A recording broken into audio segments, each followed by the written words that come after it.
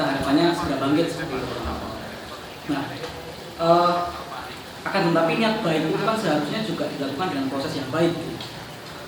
Kita ingin membangkitkan ekonomi Kota Malang, cuma tidak dilakukan dengan proses yang terencana, tidak dilakukan dengan proses yang sistematis. Maka mungkin nanti bisa jadi kejadian apa yang dikatakan sama profesor itu.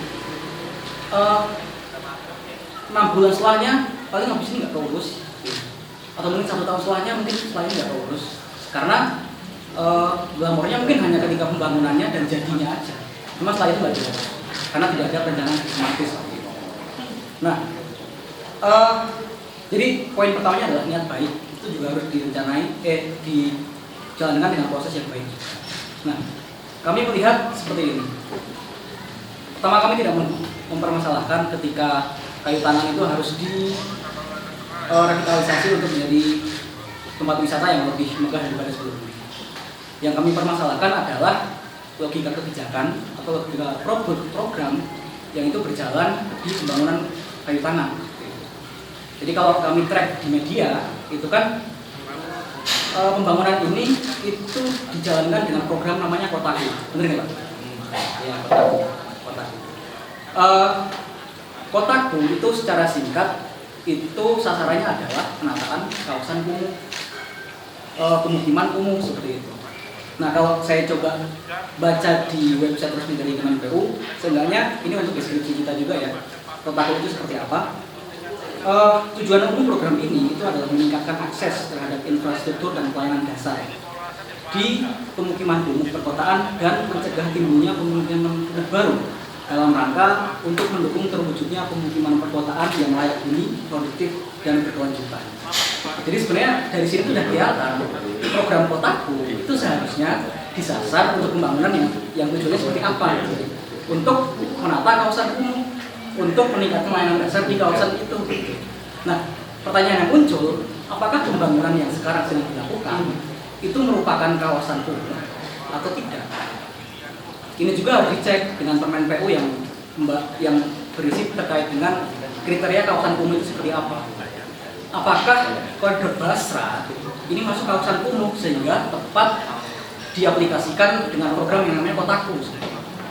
Karena kita kalau kita mau jujur sebenarnya masih banyak pemukiman lain di Kota Malang yang itu sebenarnya masih kumuh. Kenapa Basra? Secara penglihatan kasat mata aja deh, Basra itu sudah tidak kumuh seperti itu. Kalau kita nilai secara lebih dalam terkait sanitasinya, terkait layanan dasarnya, mungkin di situ tersedia semua. Cuma kenapa di wilayah itu yang dibangun dengan program yang namanya Kotaku? Terus kedua juga terkait dengan tadi Pasnya bilang terkait konsisten dengan inkonsistensi ya. Saya kira juga kita juga melihat ada ketidakkonsistenan di sini. Jadi ini kan dibangun di tahun 2020 dengan APBN. Dan untuk program Kotaku itu ada aturan yang mengatur terkait dengan kawasan mana saja yang itu akan mendapatkan anggaran dari program Kotaku. Kami track itu surat keputusan ini itu ditandatangani Maret ya? Iya, Maret. Itu setelah mungkin kita awal-awal ramai pandemi ya. Jadi mungkin belum ada relokasi. 5 Maret ya. Di dokumen ini surat keputusan Menteri PU ya, tentang penetapan lokasi dan besaran bantuan kegiatan infrastruktur berbasis masyarakat yang di dalamnya ada program Kotaku itu tidak ada Kota Malang. Di Jawa Timur, Kota Malang tidak mendapatkan alokasi.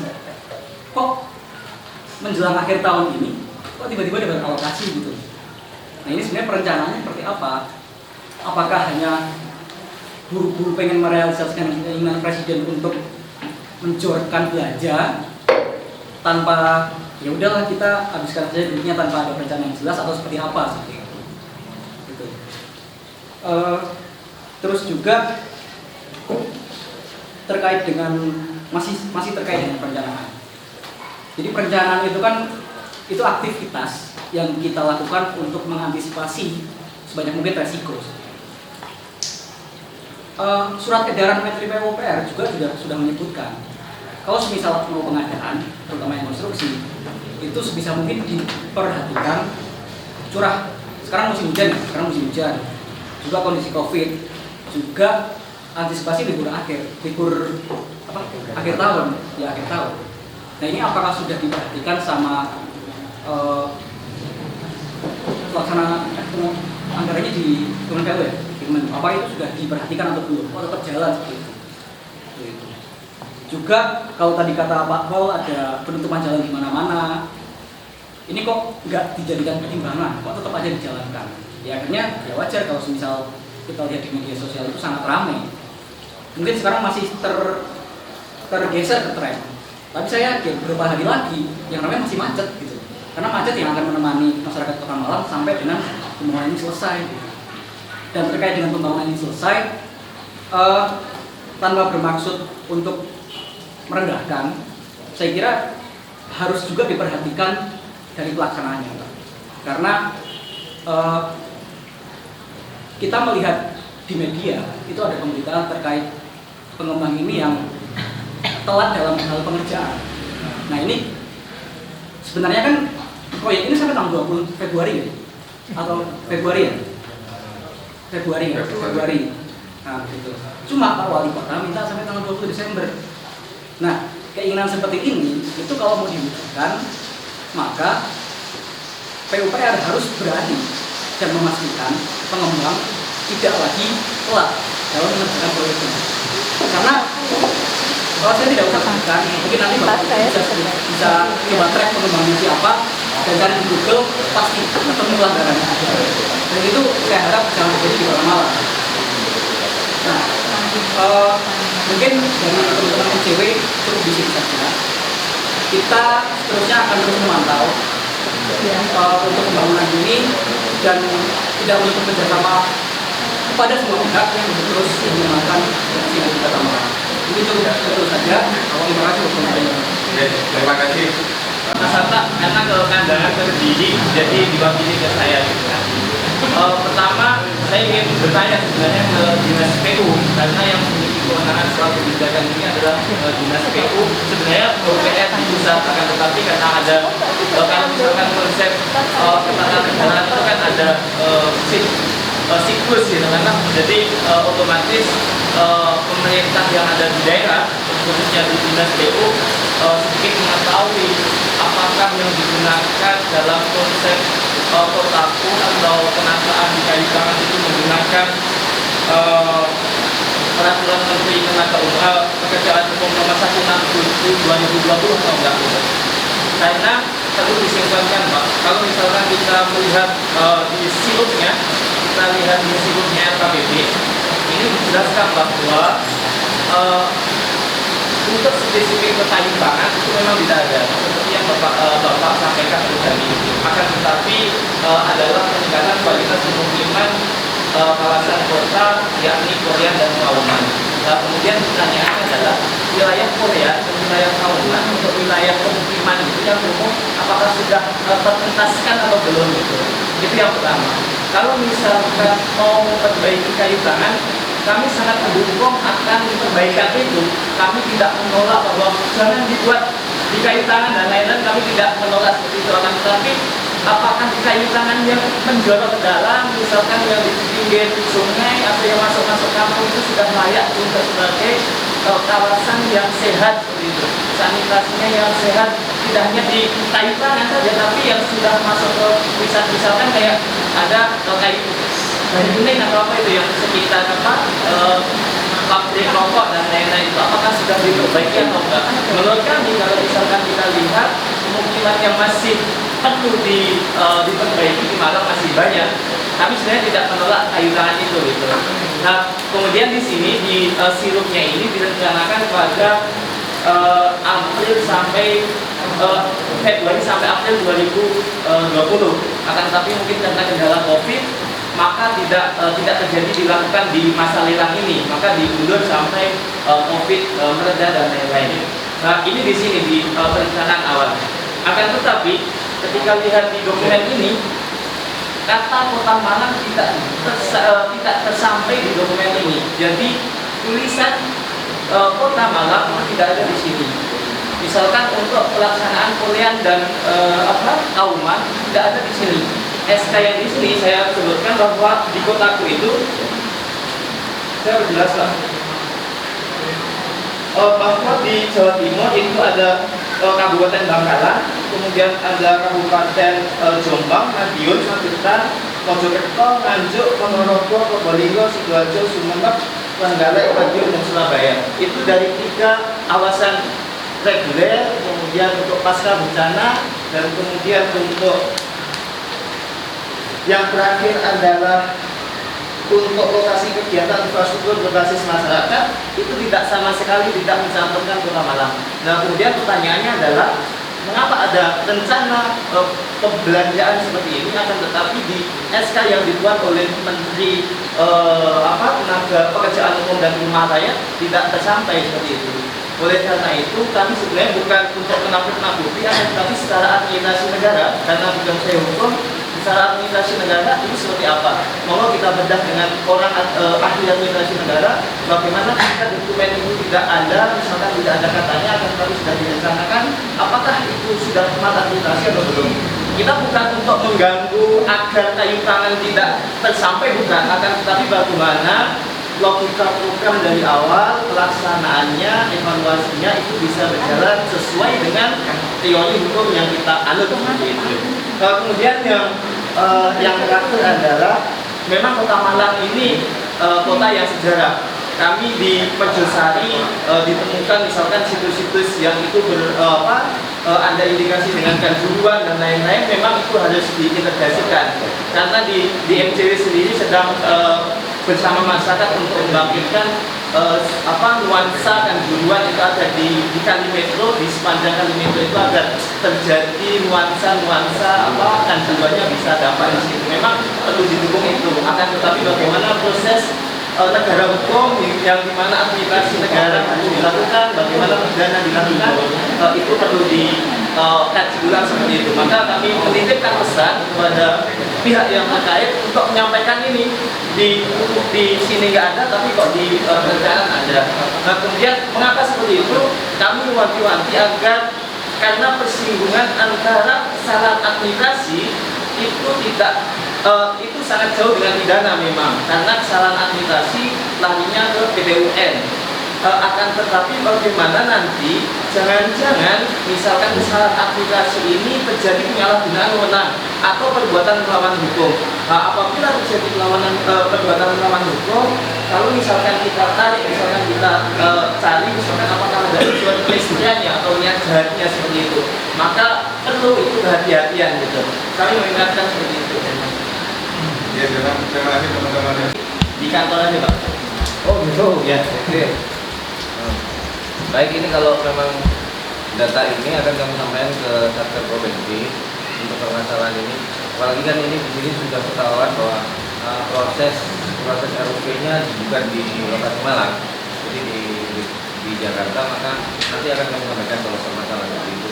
Kalau soal anggaran ya, anggaran itu memang SK ini ada beberapa macam yang saya tahu ya. Yang tahu ada murni APBN, ada APBN yang peminjaman luar negeri, ada APBN yang merupakan pengembalian sisa anggaran dari sebelumnya, dan juga ada beberapa mekanisme anggaran yang seperti ini. Nanti yang tahu nanti PPK-nya. Tapi untuk kotaku yang 2020 hanya satu itu Pak dokumen ini. Bisa cek di webnya kotaku. Begitu. Ya nanti saya sampaikan ke PPK-nya. Kalau saya nggak berani jawab, soalnya ini bukan berkaitan dengan wewenang saya. Oke, nanti saya sampaikan. Soalnya saya juga mendapatkan bagaimanapun juga mendapatkan data-data yang ini saya dadak minta karena kegiatan ini. Tapi terkait Basra ini memang apakah cocok jika kita baca dengan logika program Kotaku? Loh, Kotaku itu ada beberapa macam kegiatan. Ada yang menyasar kepada permukiman, ada lingkungan, juga ada yang kawasan. Saya tidak tahu yang ini termasuk yang mana. Kalau lokasinya berdiri kawasan, saya yakin masih masuk. Soalnya kalau kawasan berbunyi kawasan, berarti ya dalam lingkup yang luas. Soalnya kalau dalam SE yang itu untuk menetapkan suatu kawasan itu bisa dimasukin dengan program Kotaku itu harus ada penetapan dahulu gitu. Ini kawasan umum nih. Ya. Dengan apakah kawasan di situ ditetapkan belum gitu? Kok moro-moro tiba-tiba langsung digusuri gitu? Kayak gitu. Di Permen PUPR Pak bisa dicek di nomor 14 tahun 2018 tentang kriteria tentang pencegahan dan peningkatan kualitas perumahan kumuh dan pemukiman kumuh itu ada kira-kira ada 6 aspek Pak. Yang dimana satu adalah kondisi bangunan gedung, kemudian yang kedua adalah kondisi jalan lingkungan, kemudian yang ketiga adalah penyediaan air minum, yang keempat adalah kondisi drainase lingkungan, kemudian yang kelima adalah pengelolaan air limbah, kemudian yang keenam adalah pengelolaan persampahan. Yang itu Pak, dari situ sudah ada kriteria masing-masing. Misalkan tidak bisa tetap lagi sebenarnya, karena di kriteria itu sudah ada. Misalkan kayu tangan itu di awang-awang, kira-kira masuk mana ya? Kondisi bangunan, padahal di kriteria yang bangunan itu tidak ada. Kalau misalkan logika kita pada saklek pada normatif hukum, apabila negara kita adalah negara yang memang normatif, ya apa yang ada di peraturan itu yang dijalankan begitu. Jangan sampai ini karena ambisi dari Pak Wali misalkan karena untuk heritage biar muncul, maka lobby kanan, lobby kiri, lobby kanan, lobby kiri dimasukkan di situ. Padahal misalkan kita lihat di Muharto itu berapa kurangnya misalkan. Seperti itu, saya bukan menolak kayu tangan ya, tetapi bagaimana kita bisa merefleksikan itu biar terjadi pembenahan yang memang sesuai dengan roh dari Kotaku seperti itu. Jangan kita orang Muharto ya. Saya sering Muharto di RW 9 itu sangat kelihatan Pak. Dulu namanya program PPM, kemudian mengganti menjadi program 100-100, kemudian sekarang menjadi program Kotaku. Dari program 100-100 ke dari PNPM 100-100 kemudian sampai ke Kotaku, saya pernah ikut. Penetapan awal daerah itu ketika zamannya Abanto sudah ditetapkan berapa ribu hektar, nilainya hektar kalau nggak salah, sekian hektar kawasan kumuh dibagi dalam beberapa itu SK kumuh kalau nggak salah, ada beberapa kelurahan. Nah sekarang sudah hampir kemarin sudah dievaluasi, tinggal sudah berkurang banyak, tinggal beberapa kawasan yang perlu di support lagi dengan program-program pemerintah, bukan hanya melalui program Kotaku saja, tapi juga support dari program perangkat daerah yang lain. Kalau dulu awalnya satu daerah kumuh digerebek sama OPD yang lain, drainasinya dihajar sama PU, ekonominya dihajar sama Diskopindah, jadi bareng-bareng. Ya apa caranya agar daerah kumuh itu bisa terangkat. Saya kira pemerintah tidak gegabah kalau kemudian menetap Basra dengan Polean. Ada ini kan dua, Basra dengan Polean anggarannya 23 miliar itu dibagi. Nggak tahu saya RAB-nya bagaimana yang di Polean, bagaimana yang di Basra gitu. Nah itu Pak, yang benar juga dari soal itu, karena kami melihat di Kota Malang ini menganggap bahwa dokumen kontrak itu masih rahasia Pak. Ya. Jangan sampai dokumen kontrak yang sudah berhasil dilelangkan itu menjadi rahasia. Kami sudah bertemu dengan Pak Sony. Pak Sony itu bilang ke kami, mohon maaf, dia bilang, Mas untuk MJW saya kasih waktu, saya kasih tempat untuk melihat di kantornya, tapi jangan dipoto, jangan dibawa pulang. Padahal misalkan kita lihat di Undang-Undang 14 2008 dalam keterbukaan informasi publik, dokumen kontrak yang sudah selesai proses lelang, yang tidak terjadi persaingan usaha tidak sehat, maka buka aja, kasih aja. Seperti itu. Jangan sampai kekurangan volume yang setiap tahun terjadi itu terjadi. Ngoten Mas. Terima kasih Gigi. Ini jadi pembahasan kita, mungkin next di diskusi berikutnya kita hadirkan pelaksana biar lebih gamblang lagi. Ini masih ada Pak Heri. Nah, kita aktivitaskan ya sebelum 15 menit lagi lah. Sebelum 15 menit lagi, ini diskusi terpanjang. Bisa Oh, oke. Kondisi diagendakan nanti. Betul. Itu kira-kira masa nanti kita next kita hadirkan lagi pelaksana biar lebih gamblang lagi proyek ini karena kemarin itu sudah pikiran itu mau macet tok itu kemudian muncul rel itu lah itu ditambah salah caption kemarin itu nambah mumet. Tapi salahnya Mas aku kok gak negor aku. Gak belum dia duit. Si negara ketua pelaksana apa? Sing negor sing dia duit. Saya kira itu ibu-ibu saya beri kesempatan terakhir. Sini ada Pak Heri sebagai nanti apa caranya mengelola kayu tangan, apa caranya menjual kayu tangan. Lah kayu tangan wis dadi iki apa cara menjual? Apa mau diserahkan kepada teman-teman Pok Darwis bagian daripada industri kreatif?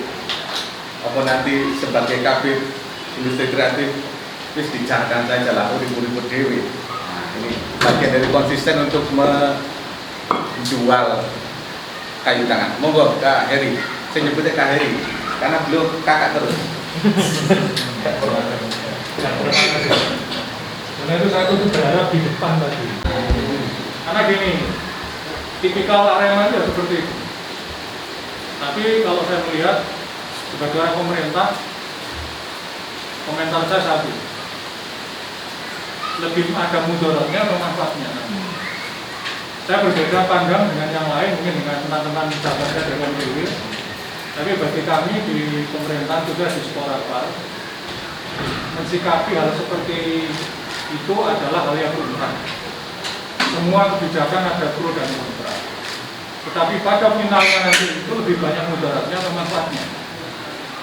Kalau itu lebih banyak mudaratnya, hentikan.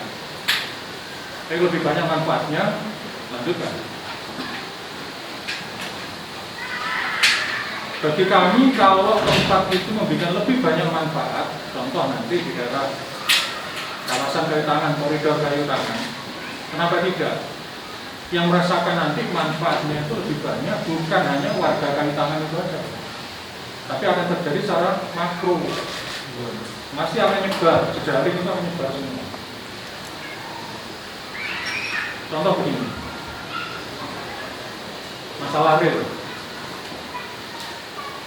Di Lakda Sucipto itu rel mulai tahun 1000 sampai 100 tahun itu berjumul, nggak ada yang ramai. Di kiri jalan, Jalan Sucipto, monggo silakan. Sampai sekarang masih ada. Nggak pernah ada yang ramai, nggak ada yang memasalahkan. Tapi kenapa kayu tangan? Singus kependem, dimunculkan lagi sangguan. Alhamdulillah bisa dulu sering ini. Ramai. Sampai ke ACB turun. Kemudian teman-teman dari ahli sejarah turun. Saya katakan singkat saja begini, ramainya Kota Malang itu karena masyarakat cinta dengan Kota Malang itu. Dan mereka ingin tempat itu nanti jadi tempat yang bermanfaat. Pasti, sudah pasti. Kalau manfaatnya lebih besar dari mudaratnya, kawasan kayu tangan yang seperti kita bersama itu akan menjadi entah itu library museum atau juga mungkin outdoor museum, bisa macam-macam. Nah, jika kawasan kayu tangan itu akan terjadi seperti harapan, bayangan kita semua, terutama teman-teman Pak Darwis, manfaatnya itu luar biasa. Dan akan jadi jantung daya tarik khusus untuk wilayah Malang Raya. Bukan hanya Kota Malang, tapi Malang Raya, bahkan Jawa Timur. Tapi katakan jenengan Nanti itu banyak orang jodipan ya Pak. ya jodipan. Wes gak usah mikir itu sampean tuh. Jodipan, Warto dan lain sebagainya. Apalagi di Indonesia hanya dua, Batavia sama Malang. Malang. Nah kami dari Disporapar melihatnya dari sisi positif aja. Ya, yang memang saya katakan boleh itu sejarah. Apakah itu nanti akan dipendam kembali ataukah dibuat dengan keramik atau batu yang dipanaskan dan sebagainya, monggo. Tetapi yang penting manfaatnya kayu tangan itu saya bicaranya tidak hanya real ya, tapi secara koridor, secara keseluruhan itu akan menjadi satu daya tarik unggulan untuk Kota Malang, khususnya untuk wilayah Jawa Timur. Karena tempat lain tidak ada. Sebuah kebanggaan yang kita dapatkan dari orang-orang Arema, ya, kebanggaan kalau kotaku ini bisa menjadi daya tarik wisata ngalahno Banyuwangi. Apa sekarang mau kita jual? Kalau Banyuwangi bisa dijual, Kota Malang kan dijual. Alam nggak punya, buatan nggak punya. Yang kita jual rata-rata tematik seperti dulur-dulur kok harus kayu raya.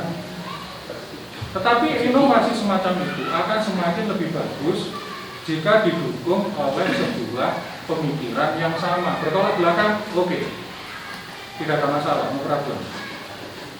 Dibaca dari secara hukum, monggo, karena itu ranahnya jenengan. Dibaca dari orang-orang pariwisata seperti saya, monggo, karena itu ranah saya. Hari ini kita bersatu dalam konsep satu pemikiran bersama. Terima kasih teman MCW mengingatkan dari sisi hukum. Terima kasih Pak Polisi sudah menguraikan lalu lintas. Teman-teman TACB sudah menjelaskan sejarah. Pak saya itu baru tahu, tapi saya sebelum kesini, Gus Aim, ternyata rel itu digaring mulai tanggal 15 Februari 1901. Itu menghubungkan stasiun Jagalan sampai di Bimbing ya. Nah, sebenarnya saya hanya berharap tempat ini segera terwujud. Kapan? Ya sesuai perencanaan. Jangan sampai tidak terwujud gara-gara kendala. Kendala itu apa? Macam-macam. Nah, kalau ini terkendala, maka akan jadi masalah baru lagi yang dimunculkan di sana kembali. Bukan lagi masalah macet, bukan masalah rel sepur, tapi muncul masalah wes dalam wis diager-ager wae ngono di masalah otomatis di stop. Apalagi kalau sampai turun, orang-orang pusat untuk turun di sana. Gimana lebih keseksone jenengan kajian. Yuk, itu aja yang perlu saya sampaikan. Jadi yang pasti jika tempat ini terwujudkan akan menjadi daya tarik baik dari sisi pariwisata maupun ekonominya dan menjadi hal yang sangat luar biasa. Saya hanya positif thinking aja. Teman-teman ramai di media dan sebagainya saya sudah baca, tidak perlu saya komentari di sini. Itu karena rasa cintanya kepada kota Kelahiran. Rasa cintanya Arema kepada kota. Tidak apa-apa. Dan saya yakin Pak Wali Kota sudah punya pemikiran juga lebih jauh, inovasi juga ke sana. Sebagai Malang Heritage-nya itu ada di sana. Dan biarkanlah beliau berkembang sesuai dengan kapasitas beliau sebagai pemimpin kita. Mudah-mudahan saya kira itu aja yang bisa saya sampaikan. Terima kasih. Dua kepedak, dua kenari, kalau itu sudah berbeda, terima kasih saya sudah diundang di sini. Biasa, di sana. Apalagi, nah kebetulan saya mengusulkan, Mas Rizal. Pak Rizal, saya waktu itu ngomong ke Pak Soni terang-terangan, jangan koridor luar yang dibangun. Ini mungkin belum muncul apa itu rame-rame gini ya. Saya minta tolong koridor dalamnya, jadi manusia-manusia pribuminya di sana itu kena. Termasuk ngarah satu-satunya pasar sing kali sisa pasar Perempian. Itu omongnya di ngene kayu tangan. Ya mudah-mudahan udah masuk ke sana Mas ya. Pasar Tanah. Udah ya. Alhamdulillah. Itu termasuk program kota kita. Nah, itu banyak warga itu yang memang kondisinya sangat memprihatinkan umumnya ya. Kalau kita lihat ya, terima kasih itu ceritanya tadi. Jadi kita kalau mau menelaah lebih jauh itu kampung tempatnya itu di masa kolonial itu kampung tua. Jadi mereka buang air besarnya itu ke arah sungai dan itu salah. Nah kemarin program kotaku maksudnya lah situ, mungkin salah satunya itu. Terus penataan septic tank itu juga penting gitu. Terus itu banyak gorong-gorong milik Belanda yang tidak berfungsi. Itu kalau nggak diperbaiki ambruk gitu. Itu sudah diperbaiki belum? Nah ini prosesnya kan, yang untuk limbahnya itu sudah. Kita kan sudah masuk belum? Nah itu saya. Tapi itu tidak masalah. Kita sama-sama belajar. Ini kita selalu dengan teman MCW ya. Iya, selalu sekali. Saya selalu sekali. Terima kasih Mas. Mungkin kita juga tak paham secara SK atau apa, kita tidak memahami. Kita hanya sebagai penerima saja. Tapi efeknya itu gede buat kota Malang, saya yakin. Ini Pak Ari itu Pak Ari juga sudah tahu dari awal, dan saya itu sebenarnya saya bukan bagian dari apa bapak alasnya? Ya, beliau saya itu nggak pernah mau menyatakan diri saya, wah aku nggak pernah. Tidak, saya hanya melawan itu. Tapi efeknya yang lebih luas itu di sisi luar kampung saya juga nanti pasti. Karena ketika banyaknya tamu mereka juga mendapatkan manfaat di sana. Itu aja. Kalau dibilang kampung kaya, insya Allah kita tahun pertama kemarin, alhamdulillah Pak, sebelum pandemi belum dibangun loh ya. Itu sudah muncul. Nanti. Iya. Alhamdulillah. Kampung Kayu Tangun sudah lebih kaya karena punya Mbah Honggo. Jangan lupa ada Mbah Honggo di sana. Saya punya lama. Lebih voice lah. Saya sama Dayamur sudah kaya. Sudah kaya. Bayar Cara dan itu di negara tetangga. Jadi ini aja Pak. Kalau Pak Heri, tadi kan ini harus memang dipastikan pembangunannya itu mengarah ke dalam ya. Maka mungkin konkretnya mungkin nanti bisa dari PPK-nya bisa membuka informasi terkait proyek itu sejauh mana aja gitu. Biar teman-teman juga nggak mengira-ngira, oh hanya bahasa aja yang kampungnya lain enggak, mungkin bisa dibuka seperti itu. Ya. Oke. Terima kasih. Oke, saya kira ini sudah mau terakhir. Saya masih ada Bu Erlina dan Bu Daru. Monggo, ada ini menjadi closing statement AJP. Pak tadi sudah diawali sama Pak Agung dan Bu Erlina dan Bu Daru. Monggo, Bu Daru dulu atau Bu Erlina dulu? Monggo. Sebelumnya kan dalam kelompok tim AJP Malang, saya terapi baru yang dalam pengakuannya itu resmiannya itu ya. Kalau terterasa itu April ya Pak, mungkin, tapi insya Allah mungkin pemberitahuan atau kesahannya atau pengukuhannya itu memang belum ya. Tapi sudah diberitahukan surat ya, surat ya, tugasnya ini sudah saya banyak belajar tadi menyimak semua hal yang disampaikan oleh teman-teman terkait dengan bagaimana perkembangan Malang sehubungan tentang pembangunan atau revitalisasi kayu tangan sebagai kota heritage ya, atau kayu tangan sebagai penanda kota heritage ini. Yang saya ingin sampaikan bahwa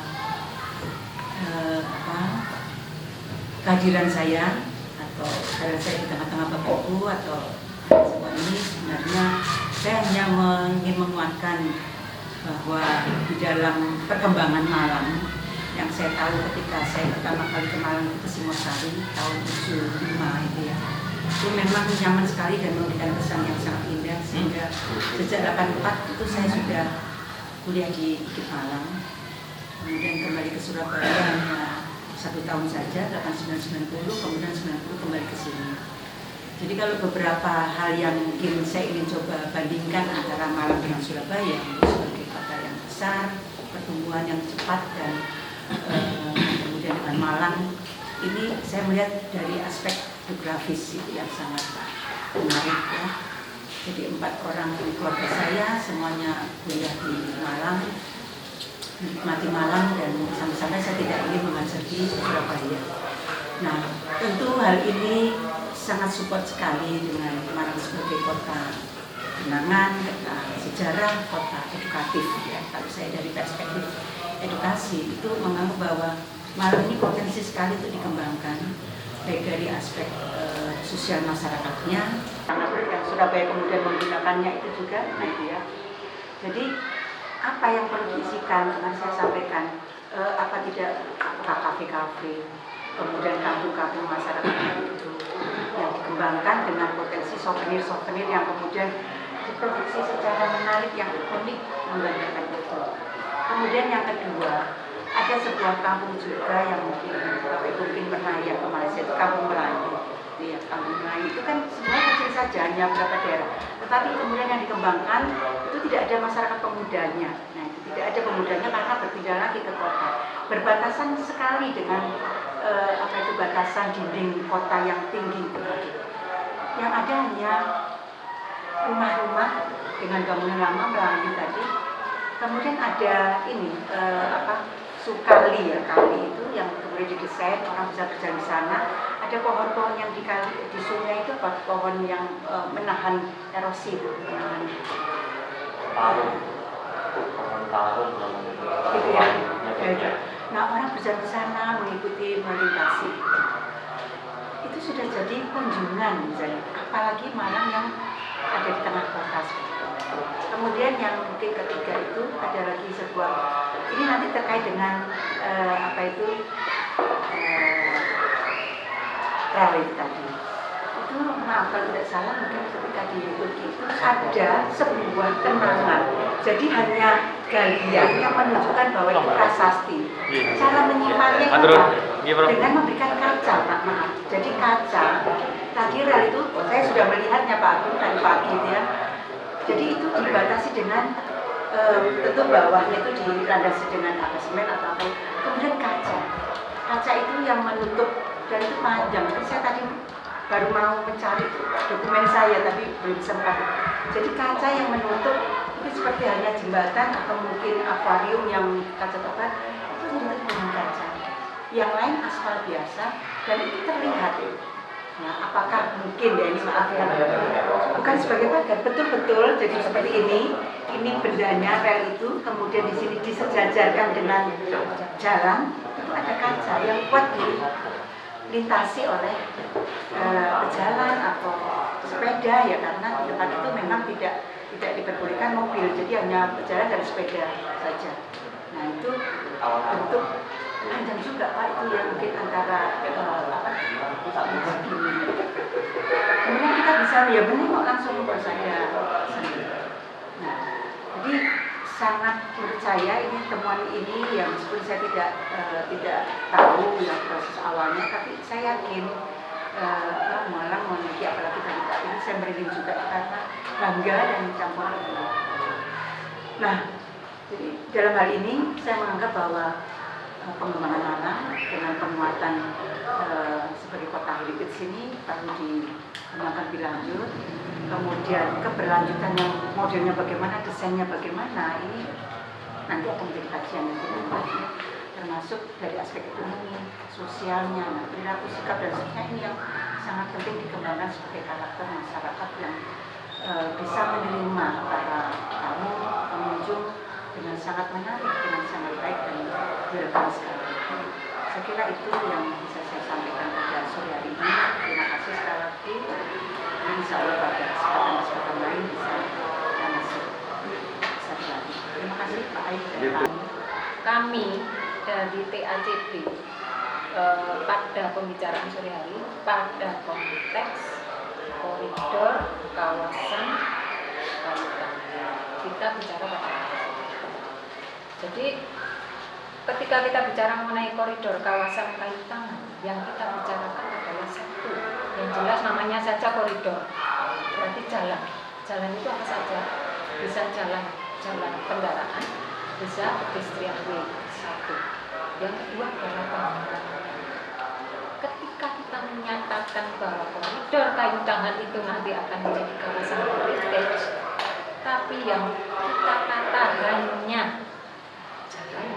nonsens, nggak akan ketemu konsep kolonialnya, itu nggak akan dapat. Karena apa? Karena saya sudah 25 tahun Pak di kawasan, kebetulan rumah saya dulu di Wisma Ikit Kumapel, jalan-jalan saya ya di kawasan. Saya paham betul tuh detail-detailnya, seberapa kelangkannya apa itu, yang namanya toko Riang, yang namanya bioskop Merdeka, itu tuh sebelum ada kawasan yang sekarang di pertokoan yang sekarang di depannya patung Khairil Anwar yang ada money changer-nya. Saya merasa bahwa itu yang merusak pertama kali kondisi kekolonialan kawasan. Ya, itu jadi pertokoan sudah. Tapi karena itu adalah pusat perdagangan di masanya sekitar tahun 70-80-an, 80-90-an, yaitu kawasan itu yang menjadi pusat perdagangan. Sudah rusak. Saya melihat perlahan-lahan wajah fasad yang kolonialnya itu akhirnya tertutupi oleh toko apa sudah. Jadi kalau kita bisa kembalikan seperti konsep toko Siola di Surabaya yang pertama itu ditutup kaca modern banget, tapi begitu dinyatakan ini kawasan heritage, mereka ini semua dikembalikan ke fasad Oh, nah kalau sekarang kita bicara kawasan heritage, Ini loh, setiap Jumat. Temanya beda-beda. Temanya beda-beda. Dulu sering kali saya ngiringi Mas Agung. Ya. Dulu. Sekarang Mas Agung sudah sibuk. Makanya komplainnya nggak ke saya, ke orang lain. Terima kasih kehadiran Bapak Ibu semuanya. Sebelum terakhir nanti kita foto bersama terlebih dahulu. Itu sudah SOP. Sudah SOP sebelum kita buyar. Sekali lagi saya mohon maaf yang sebesar-besarnya apabila memandu ada hal yang kurang berkenan, yang tidak mengasihkan. Mudah-mudahan diskusi kita tetap asik-asik aja. Karena ini kita tidak menyebutnya kantor, ini menyebutnya rumah. Oh iya. Kita menyebutnya rumah kita. Ya. Betul Bu. Kita di sini bukan kantor, ini rumah. Ada tangganya, ada ruang makan.